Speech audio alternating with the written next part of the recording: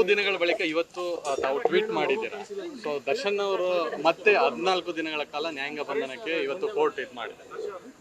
ನೋಡಿ, ಕಾನೂನಿನ ವ್ಯವಸ್ಥೆಯಲ್ಲಿ ಅದರ ಪ್ರಕ್ರಿಯೆ ಯಾವ ರೀತಿ ನಡ್ಕೊಂಡು ಹೋಗಬೇಕು ಅದು ಹೋಗೇ ಹೋಗುತ್ತೆ. ಅದರ ಬಗ್ಗೆ ಯಾರೂ ಏನು ಕಮೆಂಟ್ ಮಾಡೋ ಹಾಗಿಲ್ಲ ಅಂತ ನಾನು ಅಂದ್ಕೊಂಡಿದ್ದೀನಿ.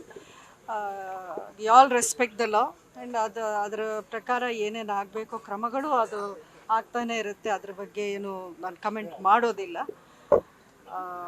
ಇಷ್ಟು ದಿನ ನಾನು ಮಾತಾಡದೇ ಇರೋದಕ್ಕೂ ಅಥವಾ ಇವತ್ತು ನಾನು ಪೋಸ್ಟ್ ಮಾಡಿದ್ದಕ್ಕೂ ನಾನು ತುಂಬ ಸ್ಪಷ್ಟವಾಗಿ ನನ್ನ ಪೋಸ್ಟಲ್ಲೇ ಅದಕ್ಕೆ ಒಂದು ಕ್ಲಾರಿಟಿ ಕೊಟ್ಟಿದ್ದೀನಿ ಅಂತ ಅಂದ್ಕೊಂಡಿದ್ದೀನಿ.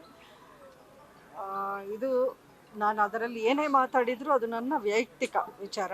ಇದು ಆ್ಯಸ್ ಅ ಪಬ್ಲಿಕ್ ಫಿಗರ್ ಅಥವಾ ನಾನು ಒಬ್ಬ ಪಾರ್ಟಿ ಮೆಂಬರ್ ಆಗಿ ಆ ನಿಟ್ಟಿನಲ್ಲಿ ನಾನು ಮಾತಾಡಿದ್ದಲ್ಲ. ನನ್ನ ಪರ್ಸ್ನಲ್ಲಾಗಿ ನಾನು ಹಂಚ್ಕೊಂಡಿರೋವಂಥ ವಿಚಾರ ಇದು.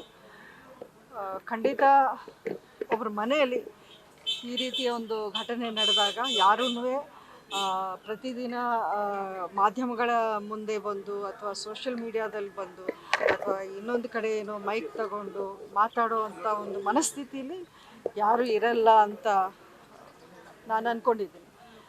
ದರ್ಶನ್ ಅವರ ತಾಯಿ. ನ್ಯೂಸ್ ಫಸ್ಟ್ ನಿರ್ಭೀತಿಯಿಂದ ನಿಮ್ಮ ಪರವಾಗಿ.